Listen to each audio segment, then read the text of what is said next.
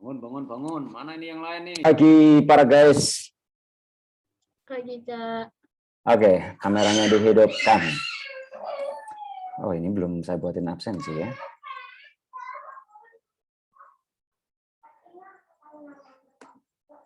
Kakak adik.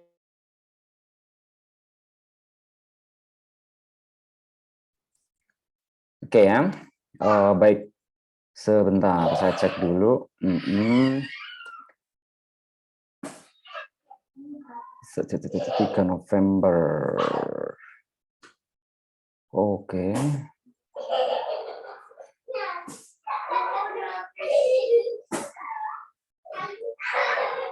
Tiga November.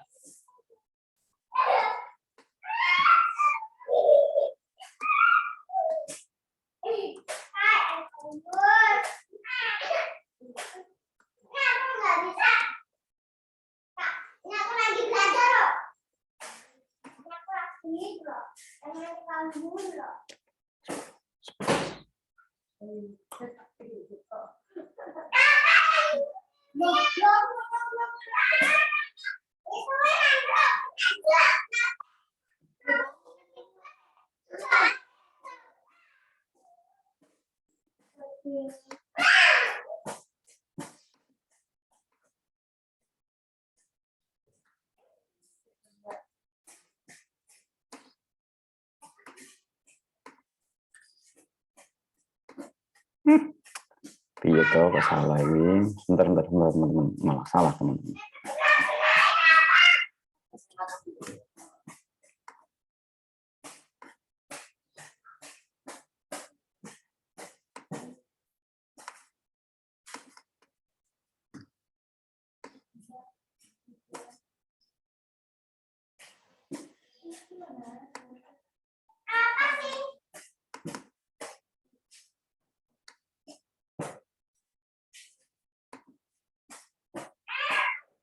Nih, 6, 7, 8, 9, 10, 11. Loh, sekarang pertemuan ke-11 ya?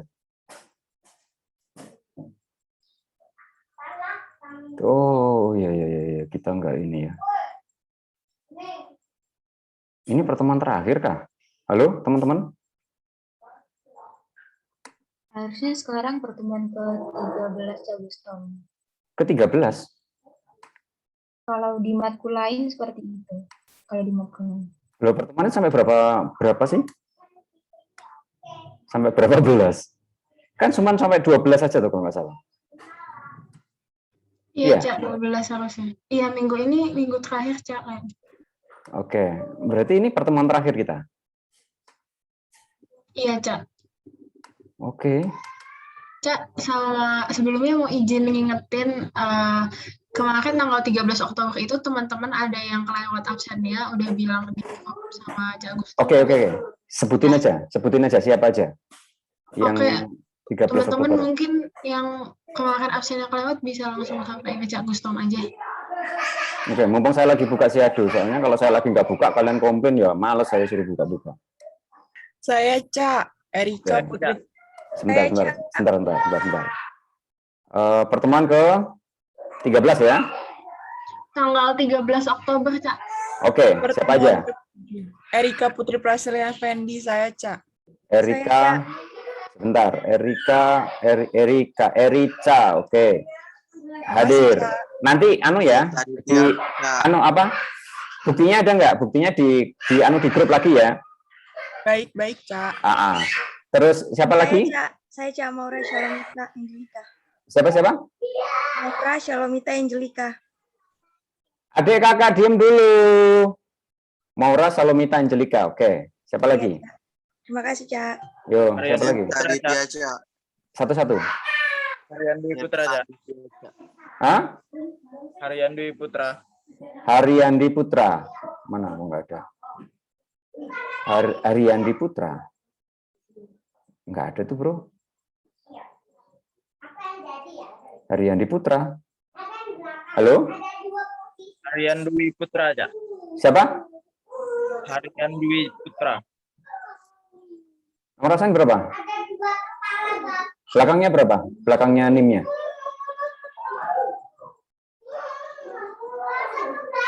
038. Nggak ada tuh, Bro. Harian Dwi Putra ada nih kalau sudah hadir kok. Sebentar anakku. Di Siam Alpha, Cak.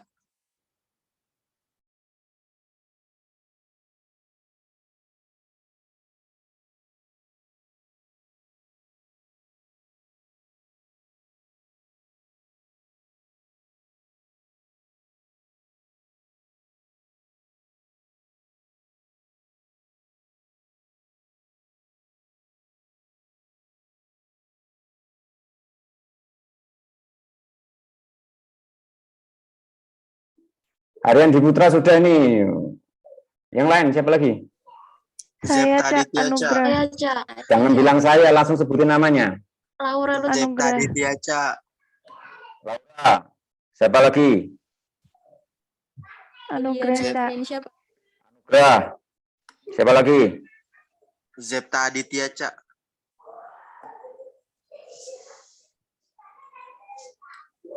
Oke, siapa lagi? Sudah?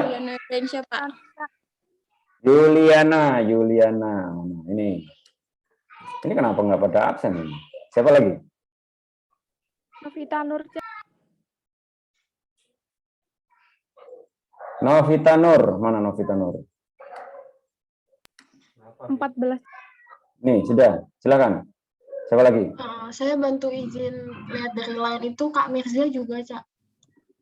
Mirza. Sekarang orangnya kemana? Kurang tahu, Cak. Oke. Siapa lagi? Udah ya? Udah ya? Plus ya? Cak, saya belum diganti. Ya apa sih? Siapa? Novita tadi, Cak. Wes Dok. Oh iya, Ih. maaf, Cak. Cak, sebelumnya Sopo meneh. kalau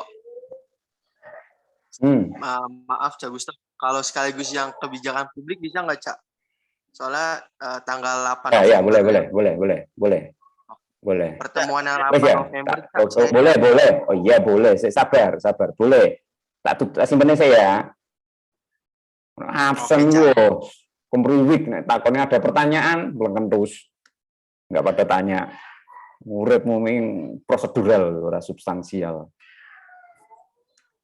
Ya. Saya tak simpen dulu. Ya, Cak Gustom. Apa meneh? Saya di pertemuan 9, Cak. Kamu kemana? Ada, Cak. Beneran nah? Iya, Cak, ada. Ya wes. Ya, tak kirim di grup buktinya, Cak. Namanya siapa? Harian Dwi Putra, Cak. Ini. Ya. Ya, wes ya. Ya. Sah ya. Ini lagi pating cemrikit. Yes. Bangsa-bangsa absensi tok ini. Kuliah yang penting absensi. Kuliah pertemuan 12. Ini belum tak kasih judul ya. Soalnya apa? Aku harus buka lagi ke ini. Sinkron. Oke.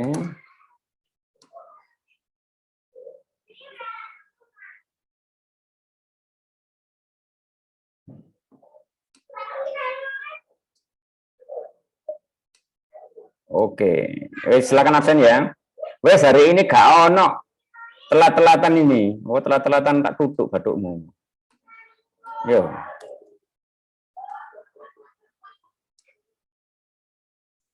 Sepuluh.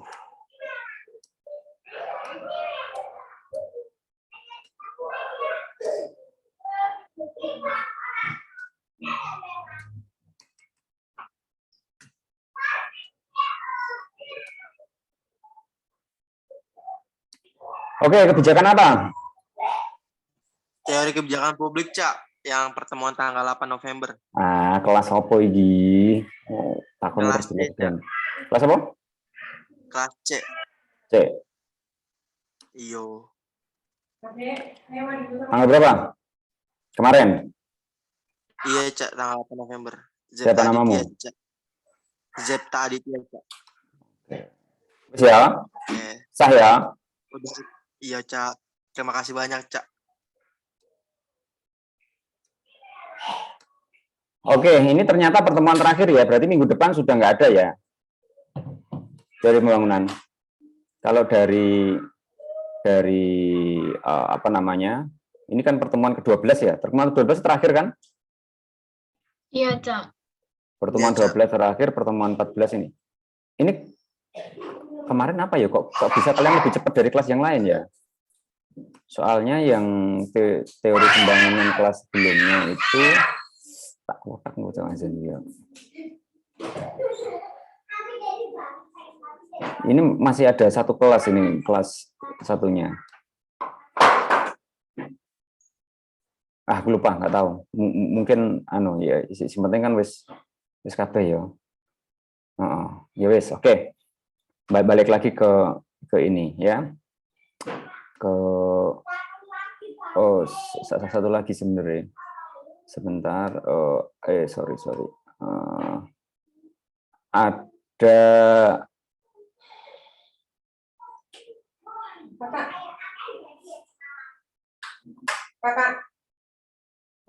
Ada ini guys, apa namanya? Ada satu materi lagi kemarin dengan kelas sebelah yang pengen nanya yang pengen detail soal sustainability development. Nanti videonya tolong apa namanya, disimak ya.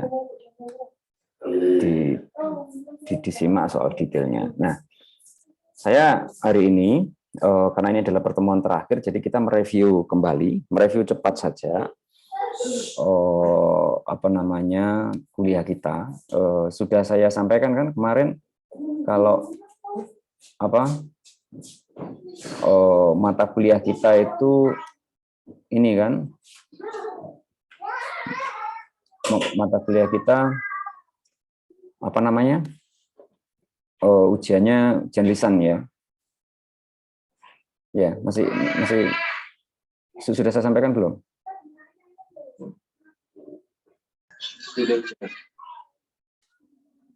Ya, jadi mata kuliah kita itu lisan, nanti ada ini, dan mungkin kita mulai aja lebih cepat daripada jadwal UAS juga nggak apa-apa gitu ya.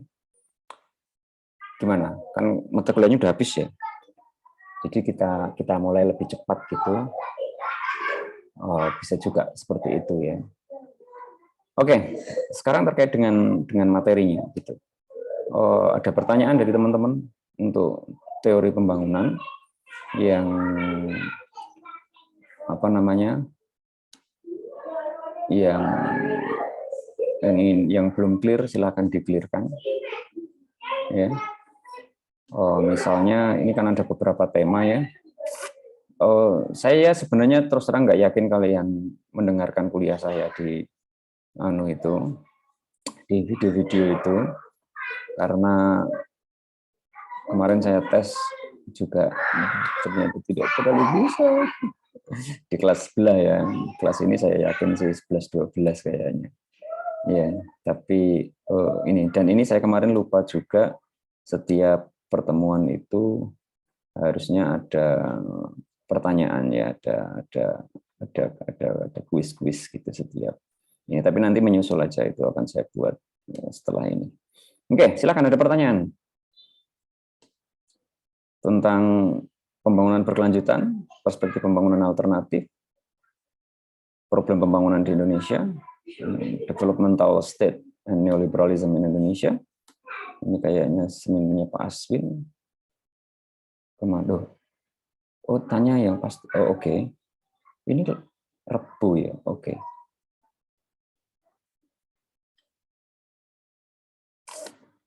Oke, nanti dicek lagi deh classroom-nya. Nanti akan saya update beberapa karena lupa ngepost waktunya.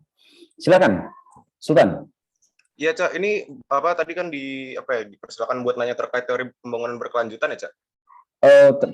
Gimana, Cak? Yang lain juga kita review.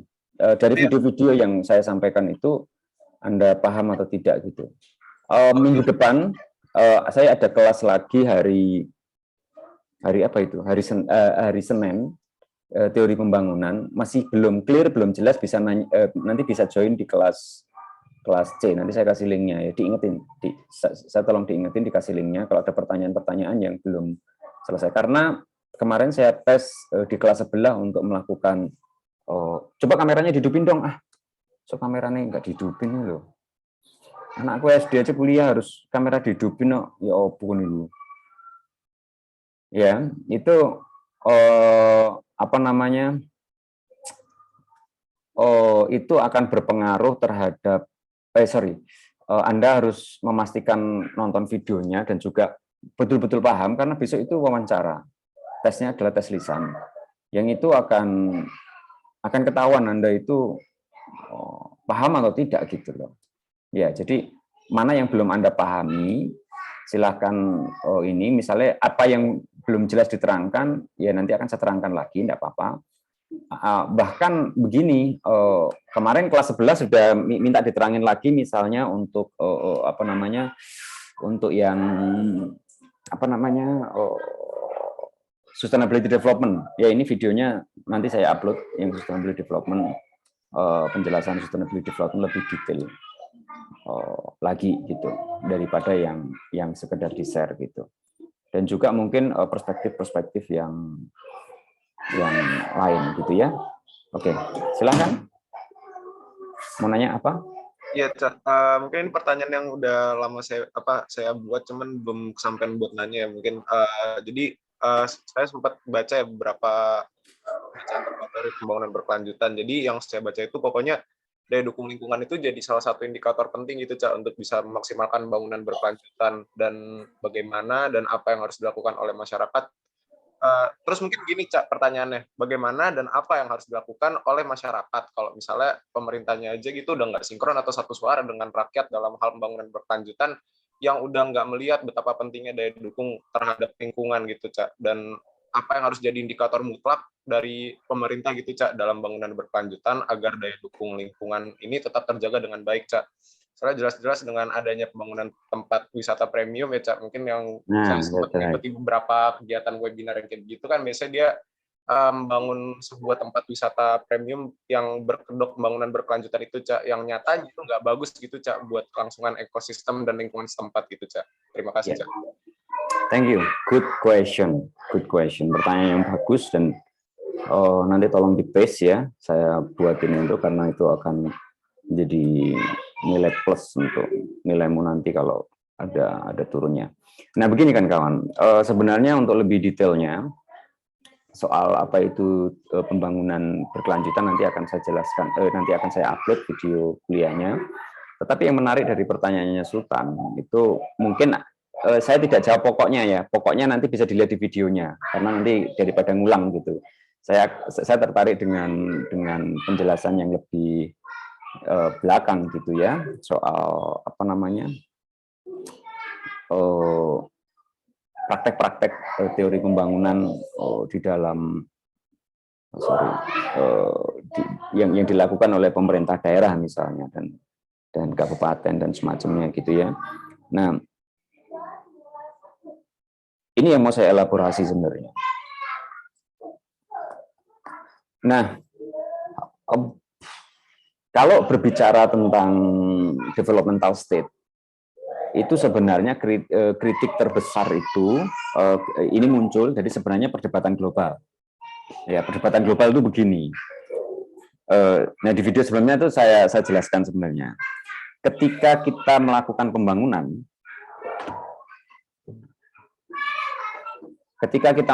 pembangunan, ya, itu mesti ada namanya eksternalitas. Ya, itu selalu ada namanya eksternalitas. Eksternalitas itu bahasa kita adalah dampak lah ya. Dampak. Dampak ini semua negara itu tahu dampaknya dan tahu solusinya. Cuman masalahnya nggak ada yang mau memulai atau menjadi inisiator untuk kemudian menyelesaikan dampaknya dan memulai proses-proses recovery-nya. Tidak ada yang mau. Karena apa? Rugi secara ekonomi. Nah, ini nanti kemudian jadi sense of politics, begitu ya. Jadi sense of politics. Sense politik itu gimana? Jadi kemudian dikembangkan wacana urgensinya dan semacamnya, sehingga kemudian ada perjanjian-perjanjian, ya itulah apa itu, dunia dan semacamnya itu yang menyepakati tentang trade carbon dan semacamnya. Jadi mempolitisasi proses, bukan mempolitisasi, nanti agak salah itu definisinya.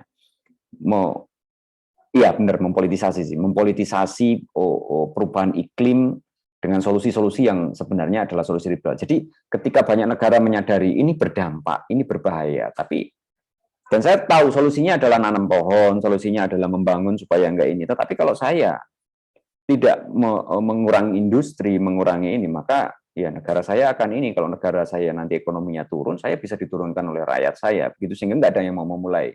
Kemudian yang dilakukan oleh negara-negara superpower itu adalah membangun wacana sedemikian rupa supaya yang melakukan itu adalah negara dunia berkembang. Gitu. Nah, salah satunya dengan carbon trade. Carbon trade itu dilakukan dengan dengan asumsinya begini. Jadi betul negara-negara maju itu negara-negara maju itu merusak ozon dan semacamnya. Artinya itu kan kemudian jadi dampak global. Maka ketika solusinya adalah menanam pohon, maka dibayar aja berapa karbon yang dikeluarkan dari negara kami, itu kami bayar. Yang nanam pohon orang Indonesia aja, orang Brazil, orang Afrika, gitu-gitu ya. Jadi bayangannya seperti itu yang disebut sebagai carbon trade, bla bla bla dan semacamnya. Nah, itu sudah saya jelaskan sebenarnya di kuliah sebelumnya. Nanti saya upload, belum saya upload saja. Nah, yang menjadi menarik itu adalah kamu tadi Sultan bagus tuh mengamati bahwa proses pembangunan ternyata yang menggunakan nama lingkungan itu belum tentu. Ya Allah, sorry ya guys ya, agak terganggu suara konyol-konyol, bonjol-bonjol tuh. Ya, sampai ngendi aku sampai lali loh ngomong apa, ya Allah. Itu tadi pembangunan yang mengatasnamakan lingkungan, bener kan? Contoh sederhana aja, Batu itu membangun pembangunannya dengan istilah apa? Ecotourism, ya kan? Is that true? Itu ecotourism? Apakah dengan membangun kebun binatang, apakah dengan membangun tempat wisata bernuansa alam, itu kemudian ecotourism? Kalau kita mau ngecek gitu misalnya, apakah betul jumlah pohon di Batu dari tahun ke tahun naik atau malah turun?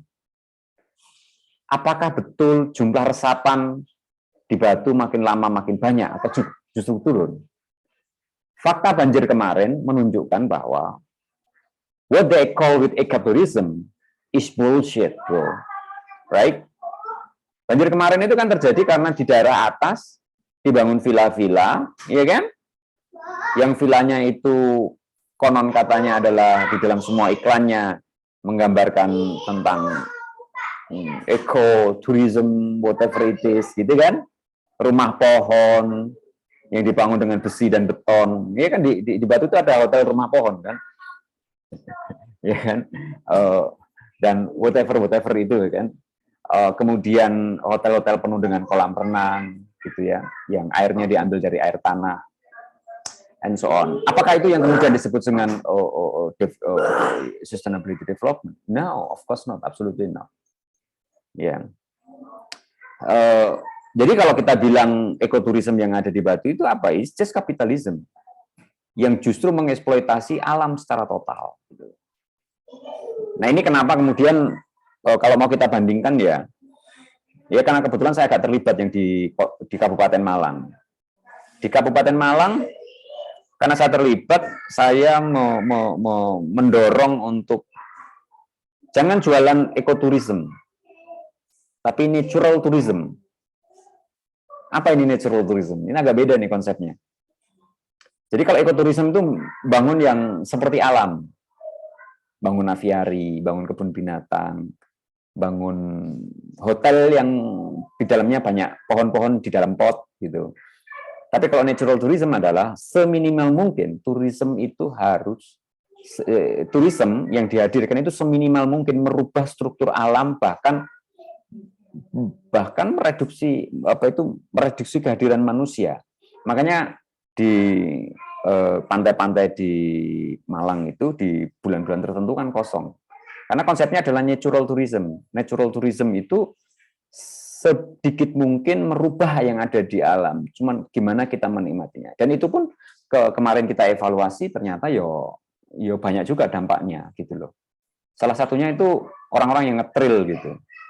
Yang ya nggak mungkin kamu juga bagian yang suka naik trail di Malang gitu ya, di Kabupaten Malang bukan di Batu ya.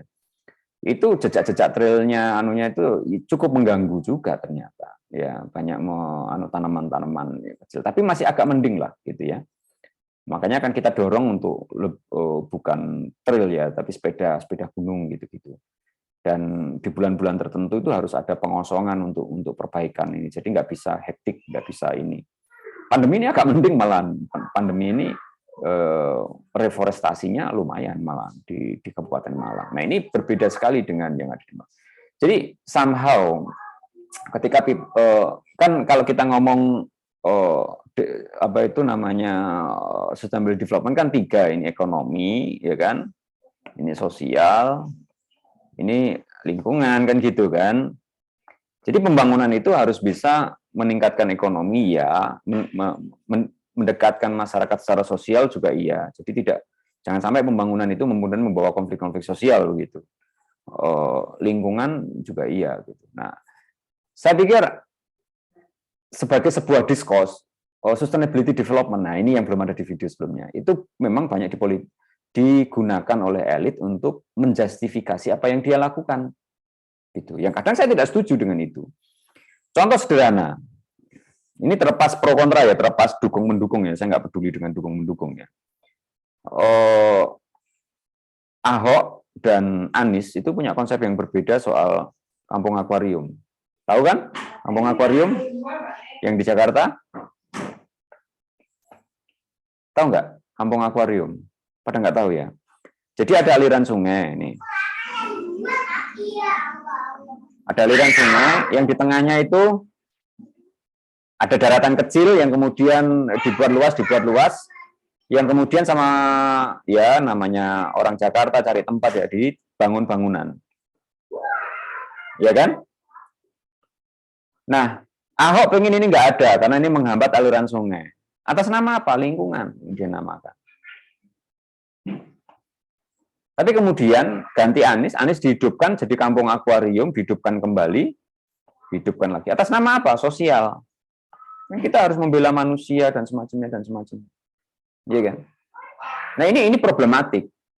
Karena dua-duanya tidak memiliki comprehensive rationality. Ya jangan hanya ngomong sosial aja, jangan hanya ngomong lingkungan aja dong. Tapi juga ngomong secara keseluruhan. Kalau ekonomi ya sama-sama menguntungkan dua hal ini. Contoh yang lain, paradoksnya. Kampung warna-warni. Tahu? Kampung warna-warni di Malang. Menurut Anda gimana itu? Sebuah kampung di das kan, daerah aliran sungai. Iya kan? Daerah aliran sungai. Ketika dicat warna-warni, kemudian menjadi tujuan wisata, itu artinya apa? Artinya itu kan menjustifikasi sesuatu yang salah. Iya enggak? Karena kan enggak boleh orang sungai itu aturan pembangunan ini ya, pembangunan sungai. Kalau sungainya itu 3 meter, itu minimal 10 meter dari bibir sungai. Kalau 10 meter sungainya dari rata atas, itu minimal 25 kalau nggak salah. Kalau lebih dari 20 meter, itu kalau nggak salah 100 meteran yang harus keluar dari bibir sungai. Itu kan ada itu aturan-aturan kayak gitu yang dibuat oleh AMDAL ini dan semacamnya. Tapi ketika kemudian kampung warna-warni ini dijustifikasi, ya dikasih, ya justifikasinya sebenarnya sudah lama. Ada listrik masuk situ kan berarti pembenaran kan, ya kan? Ada listrik masuk situ kan pembenaran, ada IndiHome di situ kan berarti pembenaran. Nah, akhirnya ini membenarkan melegalisasi orang hidup di alur sungai yang sebenarnya itu melanggar ini. Atas nama apa? Sosial. Iya kan? Tapi secara lingkungan ya kita memperkosa lingkungan. Itu yang jadi masalah. Akhirnya terjadi apa kemarin? Hancur kan gara-gara kena banjir. Yang rame di Jogja itu, kampung warna-warni itu hancur itu. Termasuk kampung yang di Jogja, yang di Jodipan dulu, yang dibuat oleh Romo Mangun, itu justifikasi atas nama apa? Atas nama membela orang miskin, atas nama ini. Nah, ini tidak komprehensif cara berpikir, dan kadang itu digunakan justifikasi untuk membenarkan. Nah, oleh karena itu sebenarnya konsistensi terhadap logik sustainability development itu menjadi penting. Tapi ya itu, ini hanya menjadi tools dan pembenar. Kalau Anies membuat kampung akuarium juga atas nama peduli dengan masyarakat miskin, tapi kita bisa bilang dia nggak peduli dengan alam. Gitu. Sama juga dengan Ahok, gitu ya. Ahok peduli dengan alam, tapi peduli dengan banjir sebenarnya, tapi nggak peduli dengan masyarakat miskin. Bisa jadi seperti itu pembacaannya. Nah, disitulah kemudian sebenarnya menjadi penting bagi masyarakat untuk terlibat ya. Karena berbicara tentang banjir, berbicara tentang resiko, itu nggak bisa berbicara per wilayah administratif, nggak bisa. Yang digunduli Batu, yang kena banjir Malang. Karena Malang lebih rendah daripada Batu gitu loh. Ya, itu logika air, nggak ada air dari Batu gitu. Aku mampir Malang wis tak ning Batu ae kan nggak bisa. Ya kan? Nggak bisa kita lockdown hanya di Batu airnya, nggak bisa. Nah, to be honest that ya makanya kalau di forum-forum cobalah Anda kritik gitu loh. Kalau forum-forum bupati, forum-forum apa membangga-banggakan something wrong gitu, harus berani berbicara, harus berani mengkritik. Ya, jangan hanya tepuk tangan saja gitu loh. Kalau Anda misalnya diundang misalnya nih diundang wawancara sama seminar sama Ganjar, tanyain dong tentang semen kendeng gitu. Jangan, hebat Bapak calon presiden. Ya kamu juga penjilat gitu. Repot itu. Karena itu justru tidak menunjukkan esensi Anda sebagai seorang mahasiswa pemerintahan. Ada pejabat datang main tepuk tangan, diem, was, basa-basi. No.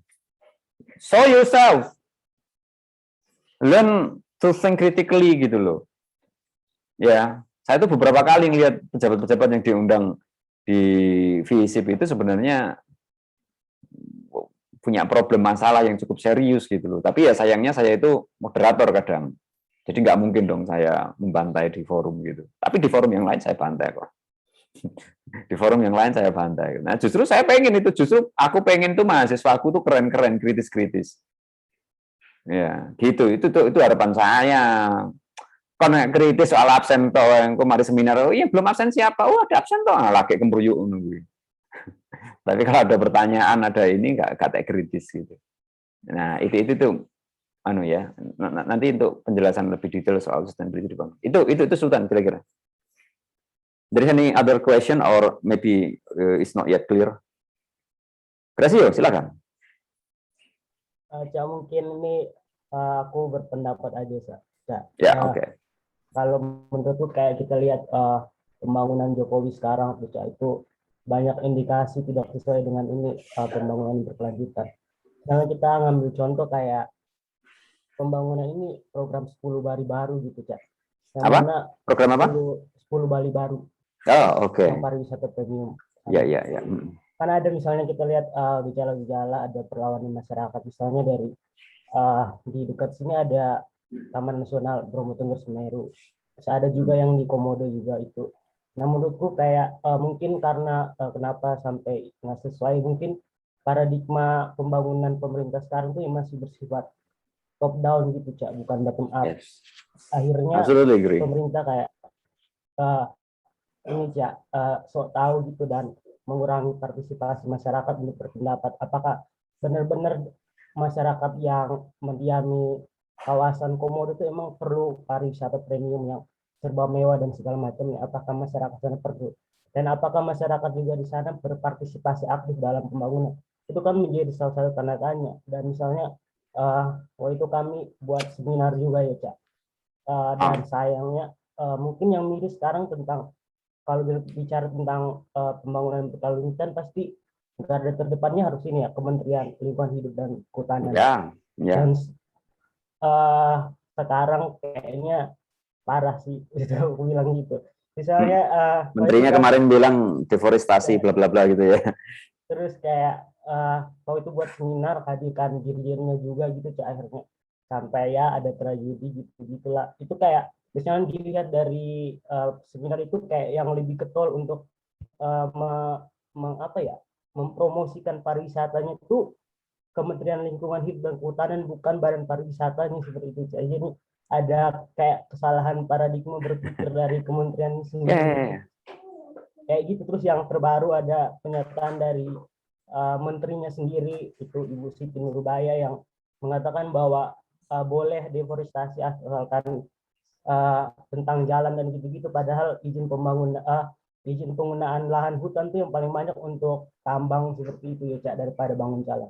Nah itu menurutku kayak gitu. Jadi pemerintah kayak paradigma pembangunan yang salah akhirnya tidak berjalan tuh, Cak. Pelibatan masyarakat, partisipasi masyarakat, sehingga menjamin lingkungan untuk tetap berkelanjutan gitu pembangunannya. Okay, thank you very much. That's good point. Dan saya tuh berharap mahasiswa pemerintahan itu di forum-forum itu komplain gitu loh. Jadi forum apa itu pelajari dulu temanya, kira-kira pembicaranya mau ngomong. Jangan hanya mau mendengarkan kata-kata bullshit kalian kumpulkan di dalam otak kalian. No, you should have critical thinking. Ya, kritik, sampaikan kritik itu, mumpung ketemu pejabat, mumpung ketemu Ganjar, mumpung ketemu orang-orang mau kampanye, mumpung ketemu semacamnya. Ya, Gracio juga harus mulai. Biar kita, anak-anak ilmu pemerintahan itu dikenal dengan anak-anak yang kritis berpikiran ini. Bukan soal oposan, tidak. No, absolutely not.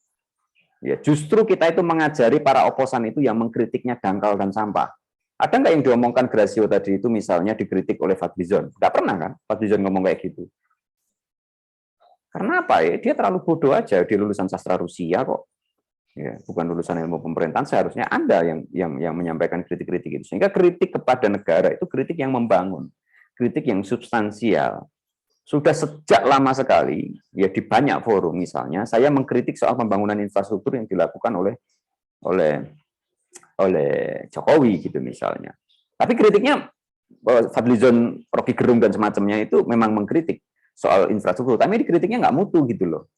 Kritiknya katanya menghabiskan anggaran, ya anggaran memang harus dihabiskan, itu uang rakyat, ngapain? Mau dibuat apa? Celengan, tabungan, tidur biar banyak uang, kan enggak. Tetapi soal uang itu digunakan untuk apa, itu yang kemudian menjadi penting. Saya juga nggak setuju uang itu hanya untuk, wah ini aja, kasih ke masyarakat miskin, gini-gini. Kasihnya apa karitatif, itu juga bodoh juga gitu loh.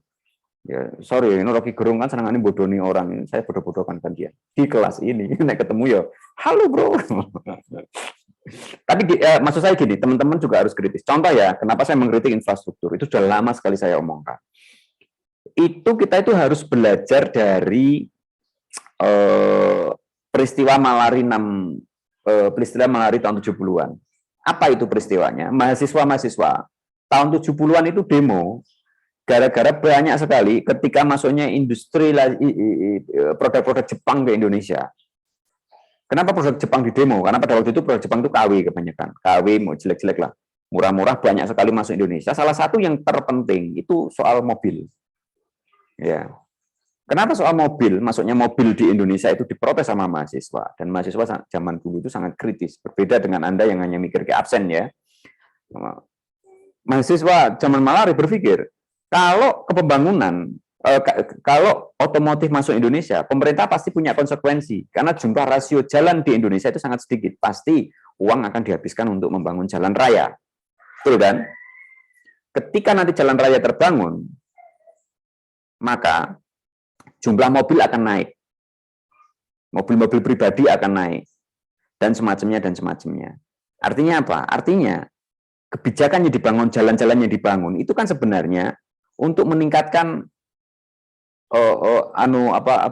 itu penjualan dari mobil-mobil itu yang kita tidak punya produksi mobil. Akibatnya apa? Ya, akibatnya ya seperti sekarang ini. Itulah kenapa menjelaskan kalau pemerintah teriak-teriak Indonesia macet, Jakarta macet, Malang macet. Jangan salahkan kebijakan Anda.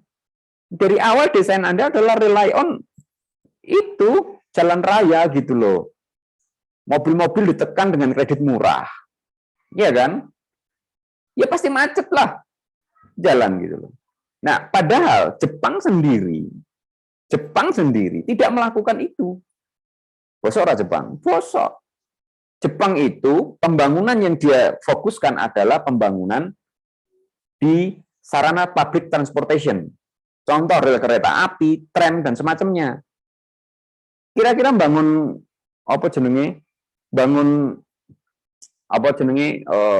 tol dengan bangun rel kereta api itu murah mana? Relatif sama loh. Tapi kenapa rel kereta api nggak dibangun? Justru yang terjadi sejak zaman Belanda, dari kita ditinggalkan Belanda. Jadi Belanda dulu itu kalau soal public transportation ya itu jauh lebih bagus desainnya daripada Soeharto, daripada sekarang. Karena apa?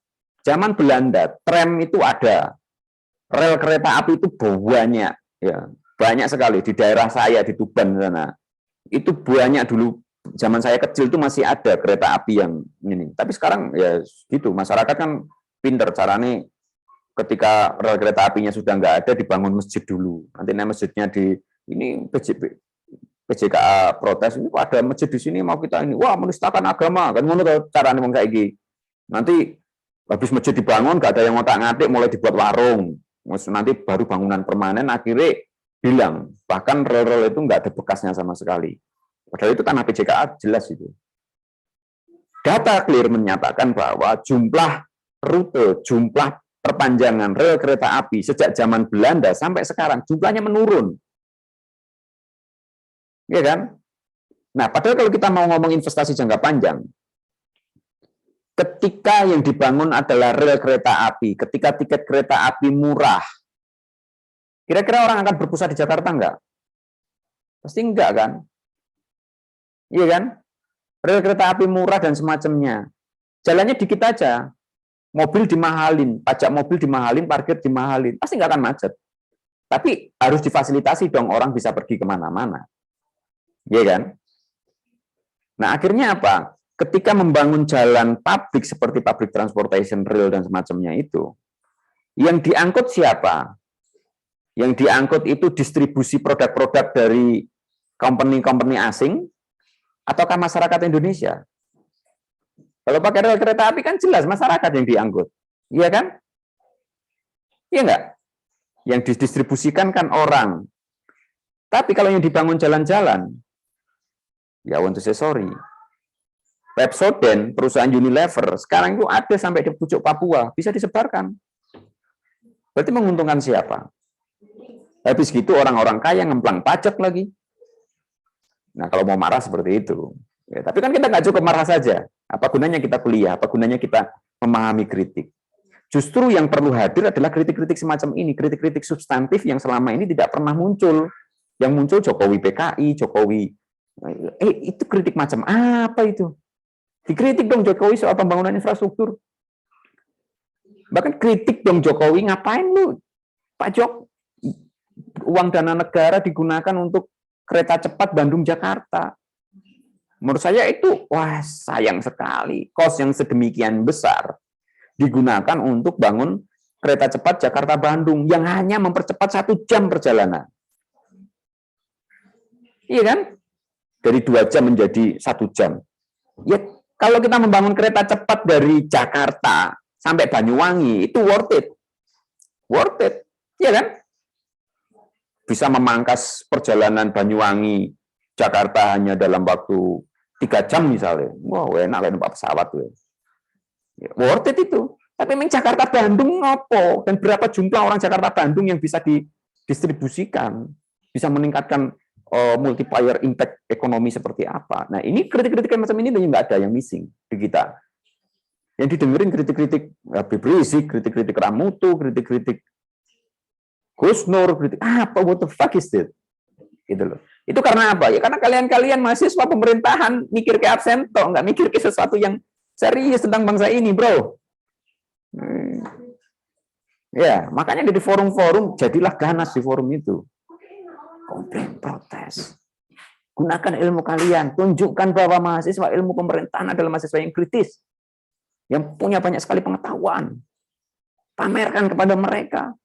Ruginya apa coba kalau kamu mengkritik? Nggak ada ruginya. Kalau saya mungkin rugi. Wah, gitu. Dosen PNS mengkritik Jokowi terancam kan gitu. Nah, gue mahasiswa tambah keren, tambah terkenal kan. Iya kan? Nah, nanti itu loh, Rek. Maksudnya jangan hanya jadi pendengar dari khotbah saya. Maksudnya kalau udah mendengarkan gini, Anda kemudian coba pelajari lagi lebih dalam sehingga Anda punya amunisi kritik terhadap proses pembangunan. That's the point. Termasuk pembangunan alternatif yang saya ada di video gitu. Ya. Wah, ini pembangunan nggak memiliki sensitivitas gender nih. Ini pembangunan nggak memiliki sensitivitas disabilitas. Ini pembangunan terlalu bias kelas menengah. Kritik dong. Iya kan? Apalagi dari Indonesia Timur, Anda harus komplain. Ya. Jangan, mohon maaf nih. Jangan solusinya itu adalah memisahkan diri dari Indonesia. No, it's stupid solution. Karena maling yang merampok Papua itu bukan orang Jawa, tapi orang Jakarta specifically, pejabat Jakarta yang kong kali kong dengan pejabat lokal. Misalnya. Jadi ketika Anda merdeka, misalnya, saya yakin uangnya malah nggak karu-karuan. Karena tidak ada instrumen untuk menggebuk elit lokal, apalagi dengan konteks culture di Papua misalnya, yang ada akan ya perebutan kekuasaan dan semacamnya itu, apalagi dengan fragilitas masyarakat Papua. Masyarakat Papua itu fragil banget menurut saya, karena mereka bisa berkonflik satu suku dengan suku yang lain secara ini. Ya, karena saya lama mempelajari itu dan solusinya kepada teman-teman Papua, misalnya saya bilang kritik tuh Jokowi, kritik tuh. Begitu Jokowi dikritik, Jokowi kan takut kan? Oh, banyak tuh bangun jalan di Papua. Nah, tapi nggak ada yang kritik jalan di Papua. Seharusnya bilang dong, orang Papua nggak butuh jalan, Bapak. Kami butuhnya rel kereta api. Wih, keren tuh. Seharusnya ya, atau public transportation gitu. Kami dibangun jalan, tapi tidak ada base di Papua. Berarti apa? Orang Papua suruh beli mobil. Beli mobilnya apa? Toyota, Mitsubishi, Honda. Siapa yang diuntungkan? Jepang lagi. Iya kan? So why you not critic like that? Why? Soalnya yang Jawa di sini tidak berpikir tentang, apalagi yang Malang di sini tidak berpikir tentang di luar dirinya, memahami Indonesia dalam satu konteks. Begitu juga yang ini tidak pernah. Ya, kasih serius intinya Anda juga ya. Nah, itu maksud saya, itu poin serius kan kawan. Ya. Poin serius. Ya. Dan saya kompori Anda, mahasiswa ilmu pemerintahan yang pernah ikut kuliah saya, please be critical. Demo aja nggak apa-apa, tapi kamu harus punya deep understanding tentang demo. Jangan sampai kedangkalan kamu dalam memahami sesuatu itu bisa dimanipulasi oleh elit dari demo kamu, yang capek kamu tapi yang dapat keuntungan mereka. Don't ever stupid like that gitu. Yang sekarang ketemu kan begitu. Banyak demo-demo stupid ya yang dilakukan oleh mahasiswa dengan isu yang stupid. Ya, akhirnya yang memetik ini adalah yang memetik hasilnya ya elit gitu loh. Sejak tahun berapa ya saya bilang? Sejak tahun 2010-an gitulah, critical thinking mahasiswa mulai turun gitu ya. Solusinya itu bukan memisahkan dari Indonesia, solusinya bukan jadi khilafah, solusinya bukan, no, solusinya devil is in the detail. Nah, detail-detail itulah yang kenapa Anda kuliah di jurusan ilmu pemerintahan. Yang kita pelajari. Nah, yang saya ajarkan di dalam teori pembangunan, saya tidak sedang menyuapi Anda. No. Ini masalah nih. Karena seringkali teman-teman itu minta disuapi. Misalnya teori kebijakan, teorinya pakai Grindel, pakai Edward III, itu yang diajarin dosennya. No, di kebijakan saya nggak pernah kan ngajarin specifically ini teorinya siapa. Saya hanya menstimulan Anda supaya Anda itu belajar merdeka, berpikir merdeka. Anda tahu how then to think, bukan tahu tentang menghafal.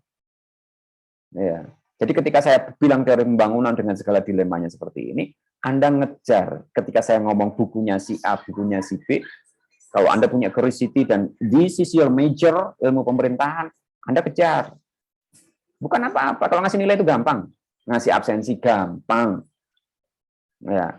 Tapi membuat Anda paham dan kemudian menjadi pribadi sesuai dengan output yang diharapkan di ilmu pemerintahan, itu yang nggak bisa. Nggak bisa hanya dengan proses-proses administratif, Bang. Ya, jadi ingat ya, nanti kalau ada seminar lagi pejabat, jangan hanya memuja-muja, jangan hanya membeo, think critically. Diundang Ganjar, tanya tuh Pak Ganjar, itu soal kendeng gimana Pak itu? Itu di dalam kelas kami diajarkan tentang sustainability development, bla bla bla bla, gitu. Keren kamu, di situ langsung Pak Ganjar langsung dicaki sopo ini. Oh, Grasio, wah cai gigi bahaya ya, harus tak ini nih, harus tak suap dulu, nah, bisa jadi seperti itu. Nah, kamu harus jadi tim saya, kan begitu caranya kan mangku kan, tidak mungkin kalau sama mahasiswa itu dimusuhi, ya pasti akan dipangku. Ya kalau sama dosen mungkin, gitu kan, diincar saya, bisa jadi gitu. Karena kebetulan ya adik saya juga dosen di Undip, ya jurusannya sama, ilmu pemerintahan. Itu kritikus pertama Ganjar tuh, pernah dicari Ganjar tuh, mau disuap, ya. Karena dia menulis agak banyak soal kendeng gitu misalnya. Ya maksud saya, you should have critical thinking, bro. Biar Anda itu hidupmu bermakna sebagai mahasiswa pemerintahan, loh. Orang yang soal absen kok kemeriak, ora. Absen gampang wes absen itu. Oh, tapi ya apa yo ben, nah gitu lah maksud saya ya. Itu men itu ya di sini saya nggak tahu ya, pemerintahan pernah mendiskusikan soal Permendikbud kekerasan seksual gitu-gitu, penting nggak ini termasuk development loh. What do you think about that gitu?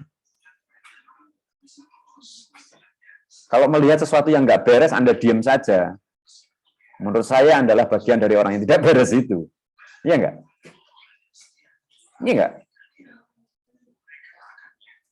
Kalau ada orang ngomong perempuan yang pakai baju seksi dan rok mini itu berarti minta diperkosa. Kamu diem. Bahkan setuju mungkin boleh jadi. Di kelas lain, di kelas teknik itu, yang waktu ngajar Pancasila setuju dengan itu misalnya. Wih, itu sadis menurut saya. Tapi anehnya, yang perempuan tidak tersinggung, dan laki-laki yang boleh jadi nanti Anda punya anak perempuan, punya saudara perempuan, juga tidak tersinggung ketika ada orang ngomong kayak gitu. Diam aja, yang penting saya sudah absen. Nah, ini masalah, kawan-kawan. Masalah berada di dalam nuranimu, bukan di dalam kemampuan intelektualitasmu.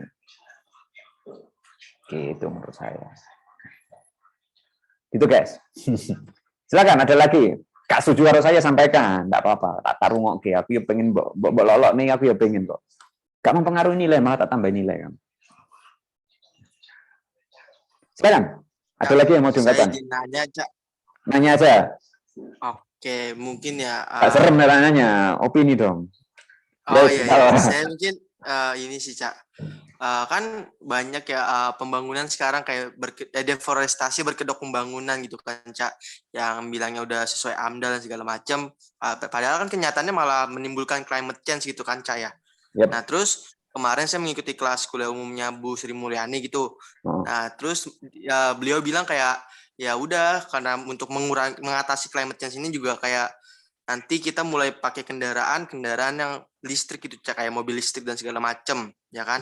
Nah padahal kan buat di Indonesia sendiri kita tuh masih untuk apa ya, bisa dibilang kayak untuk ngikutin lah apa tuh teknologinya, kayak teknologi di luar kayak mobil listrik segala macam itu kan masih belum mumpuni juga. Dan juga kan keterbatasan finansial yang bisa dikatakan mobil listrik itu mahal. Nah terus sedangkan ada pajak karbon, Cak, dalam RUU HPP gitu, yang dimana kayak untuk apa tuh aktivitas yang mengandung emisi karbonnya gitu kayak bakal dikenain tarifnya gitu, Ca. Nah, kalau menurut Ca itu kayak gimana ya, Ca ya? Kayak bukannya itu malah kayak membebani rakyat gitu, Ca. Ya. Itu sih, Ca, saya mau nanya gitu. Ya boleh, Anda harus kritik itu Bu Sri Mulyani. Nanti kalau ada deputi keuangan dari Menteri Keuangan masih seminar, saya itu ya zaman mahasiswa, itu kalau ada pejabat lagi datang gitu, kesempatan itu. Kesempatan kami maki-maki. Serius. Ya, bukan kayak kalian diem, enggak. Itu kesempatan tak maki-maki itu. Kita selidiki dulu jejak-jejak kebodohan yang pernah dia lakukan, gitu. Kita selidiki, kita complaining di depan. Itu beda kalau yang diundang aktivis. Yang diundang aktivis nanti kita justru banyak belajar misalnya. Zaman mahasiswa saya begitu. Ya, soal kendaraan dan semacamnya, solusinya juga bukan listrik sih menurut saya. Public transportation. Memang kalau buat listrik itu kan butuh litium, butuh ini, itu emang nggak dari tambang lah. Jadi tambang juga bohong itu. Iya kan? Itu ada satu tulisan menarik di satu jurnal. Possibility jika kemudian semua kendaraan itu diganti dengan kendaraan listrik.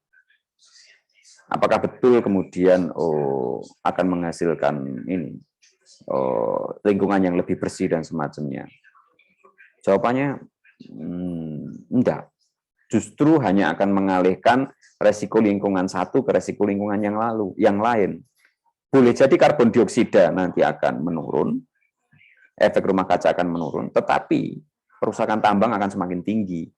Jadi mengalihkan saja gitu loh. Ya, jadi it's just a bullshit. Maka solusi sebenarnya adalah public transportation. Ya. Coba bayangin dulu, kendaraan pribadi itu loh. Banyak banget kan. Orang kan nggak pernah memikir, malah iklan-iklan itu kan menunjukkan gambaran bahwa orang yang punya mobil adalah orang yang sukses, orang yang ini dan semacamnya. Ya gitu kan? Bayangan-bayangannya kan. They not think about other people, right? Sehingga akibatnya apa? Ya akibatnya, jadi satu orang mau ke kantor aja bawa mobil. Itu emisinya berapa? Iya kan? Dan semacamnya. It's just bullshit. You should critic that. Ya. Maka ada kesempatan kritik lah, menurut saya. Ya. Dan harus berani kamu. Ya harus berani mengkritik lah mahasiswa pemerintahan. Kok celengkan temai, jadi mahasiswa administrasi negara, wewe. Ora cocok nang ilmu pemerintahan kalau nggak ngeritik ya. Itu kira-kira ya. Saya nggak komen banyak dari yang sampaikan Zepta ya karena memang ya betul fakta itu ya begitu. Saya tidak benci orangnya, tapi saya ini terhadap program. Oke, Heli sama Irin silakan. Irin dulu deh cewek, belum ada suara cewek dari tadi. Oke, terima kasih Cak. Saya cuma mau nanggepin ini. Tadi Cak Gusto bilang kalau yang dari Zepta bilang tadi itu solusinya adalah public transportation. Tapi kalau dipikir kayak dari masyarakatnya aja sebenarnya dari masyarakat Indonesia khususnya pakai public transportation aja tuh kayak males gitu loh Cak. Kayak sekarang misalnya ada MRT atau dan lain-lain gitu yang udah difasilitasi, tapi tetap aja kebanyakan itu prefer pakai mobil pribadi, entah karena faktor privacy atau lebih cepat dan lain-lain itu. Terus gimana gitu Cak? Maksudnya kan akhirnya sama aja gitu kalau misalnya tetap banyak public transportation, tapi nanti pada akhirnya juga kayak nggak banyak yang pakai public transportation itu, malah tambah sama aja pakai mobil pribadi gitu Cak. Oke. Jadi saya. Silakan Heli. Oh enggak, Cal, ini kebetulan beda pertanyaan. Nggak apa-apa. Sekalian aja nanti kita jawab. Oh, oke. Kalau saya sendiri tuh sebenarnya tentang pembangunan ya, tentang pembangunan infrastruktur. Jadi kalau yang saya lihat saat ini, pemimpin tuh cenderung kayak menjual isu-isu pembangunan infrastruktur gitu dengan tujuan untuk merangsang ketertarikan pemilih atau masyarakat untuk memilih mereka, serta bisa mendapatkan anggaran atau suntikan dana lah dari pemerintah pusat atau investor. Tetapi yang pertanyaan saya itu kenapa pembangunan tersebut tidak meningkat gitu? Misalnya nih, emang di Jakarta itu pembangunan, tapi pembangunannya itu hanya JPO, dan JPO, sedangkan untuk daerah yang di pinggiran Jakarta itu masih belum terbangun dengan baik gitu. Jadi kadang tuh masyarakat juga kayak sebel gitu atau kesel kenapa hanya difokuskan kalau Jakarta identik dengan Sudirman saja, sedangkan daerah lain itu tidak gitu.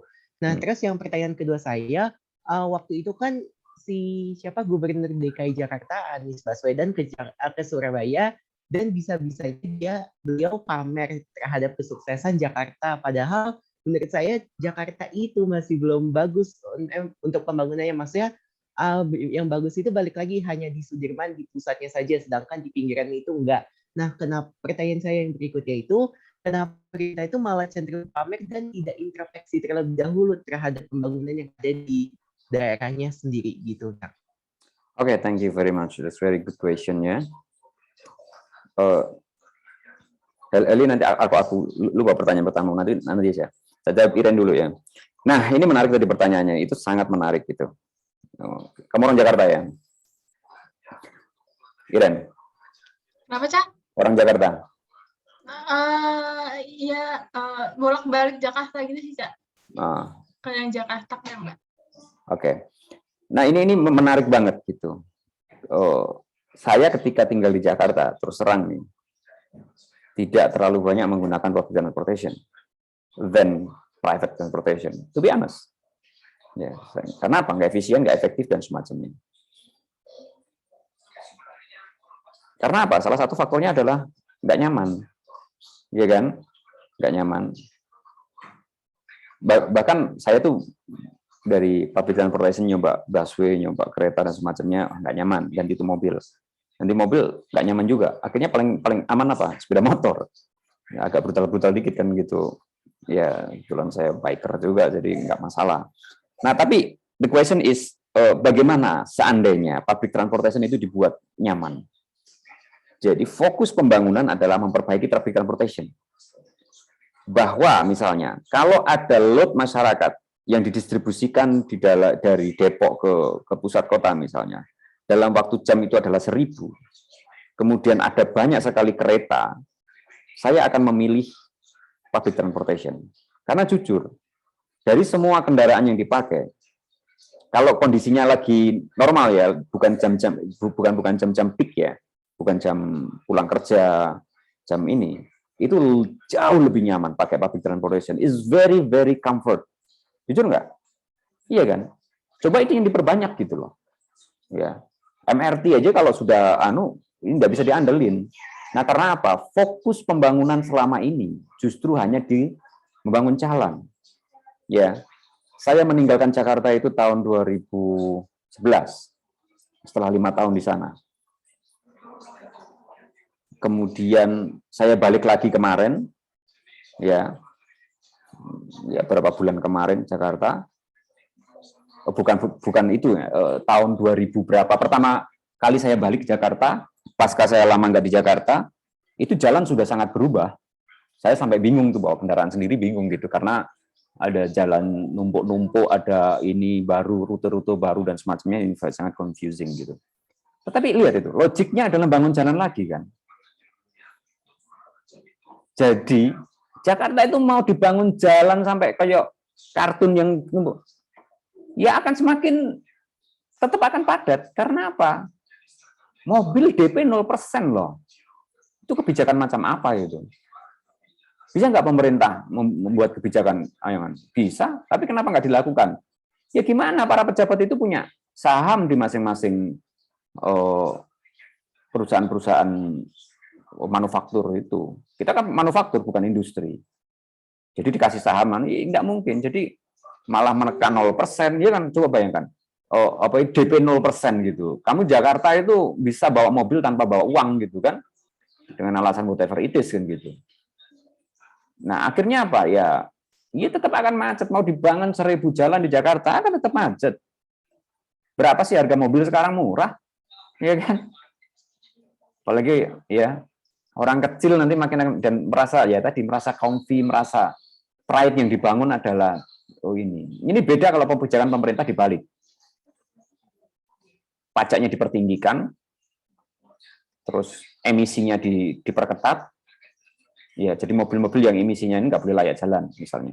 Terus dan semacamnya. Ya, orang akan beralih ke public transportation, tapi syaratnya public transportation ini diperbaiki.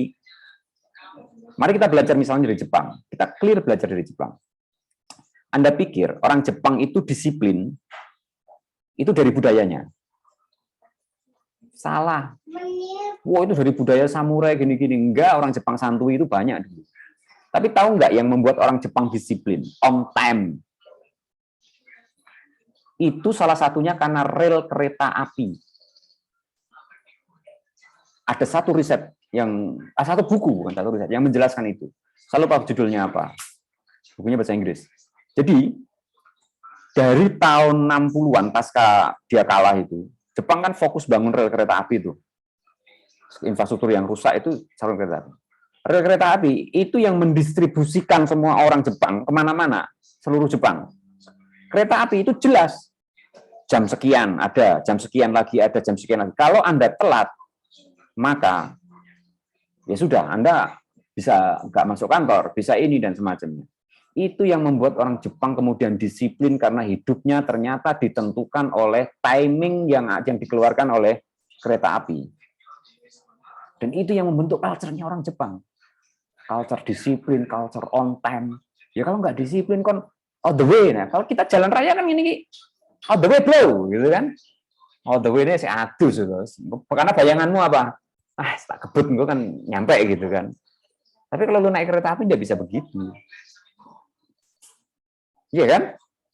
Nah, ini soal keperpihakan, ini soal memahami, bukan soal ya wajar kalau masyarakat nggak ini. Public transportasinya nggak nyaman, apalagi dulu ya banyak copet gini.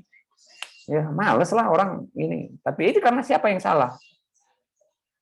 Ya jangan salahin copetnya. Copet kan hanya mengambil kesempatan di tengah kesempitan. Salahin pemerintahnya, kenapa desain pembangunannya tidak fokus ke sana gitu. Ya. Negara-negara besar Eropa, Amerika itu rely on public transportation.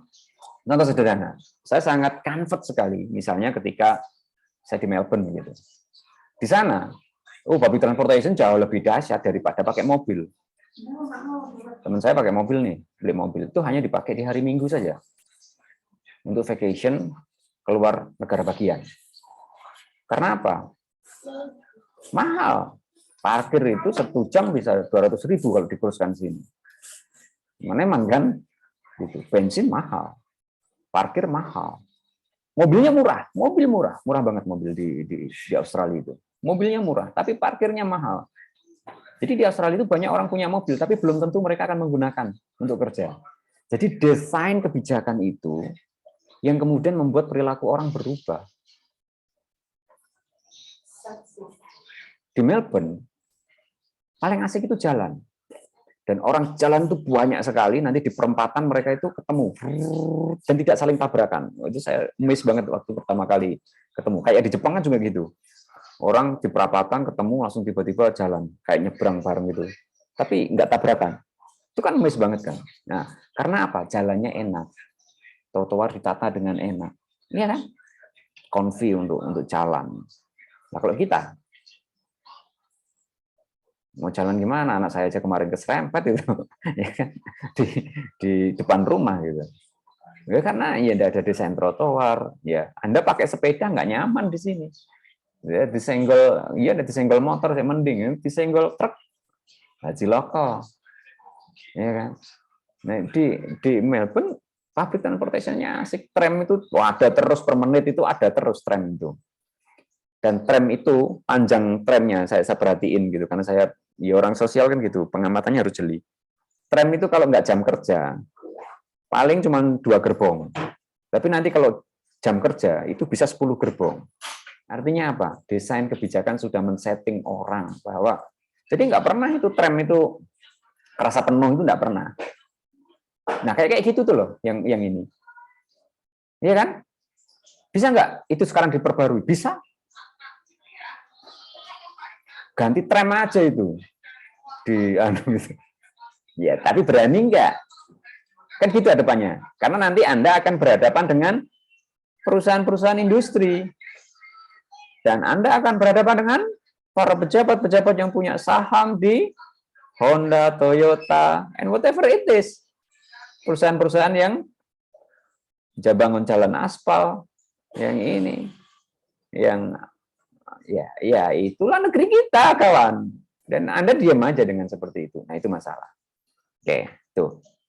Sorry, Alia, tadi pertanyaannya apa yang pertama? Iya, Cak. Yang pertanyaan pertama saya itu, kalau yang saya lihat itu kan pemimpin saat ini lebih kayak apa ya, cenderung menjual isu-isu pembangunan infrastruktur gitu kan untuk membangun rasa ketertarikan masyarakat. Oke. Kedua, yang kedua tadi? Yang kedua itu tadi ini kenapa pemerintah itu kayak yang contoh tadi Jakarta itu malah pamer terhadap pembangunan yang ada di Jakarta di Surabaya, padahal menurut saya itu masih belum sesukses itu. Ya. Thank you. Paham, ingat saya. Ya, jawabannya sederhana ya, karena ya sistem politik itu yang mengkondisikan orang seperti itu. Dia orang itu, para pejabat sekarang itu kan haus pencitraan. Kenapa haus pencitraan? Ya karena itu adalah modal dia untuk maju lagi. Dan masyarakatnya masih mudah dibodohi dengan pencitraan, isu-isu yang tidak relevan dengan kehidupan pribadinya.